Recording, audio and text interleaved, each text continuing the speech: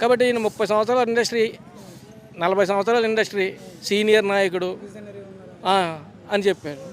Current ఛార్జీలు తగ్గించమంటే కాల్చి చంపిన ఆయన. స్మార్ట్ మీటర్లు వద్దు పగలగొట్టండి అని చెప్పిన ఆయన సుపుత్రుడు లోకేష్. అదే స్మార్ట్ మీటర్ మీదకి దండలేసి ఎర్ర తివాసి పెట్టి తండ్రి కొడుకులు స్వాగతం పలుకుతున్నారు. మరి ఒక యువ నాయకుడు అని చెప్తున్నాడు ఎవరు? పవన్ కళ్యాణ్ గారు. నేను ఎర్ర జెండా బిడ్డను, చెగువేరా వారసుడిని చెప్పిన ఆయన పాచిపోయిన పకోడీ, పాచిపోయిన లడ్డు అన్న లడ్డూని పట్టుకుని సనాతన ధర్మం వరకు వెళ్ళిపోయాడు. ఆయన ప్రశ్నించే గొంతు ఎక్కడికి పోయిందంటే భజన చేసే చేతుల వరకు వచ్చేసాయి. ఆయన సమస్యలు కనబట్లా.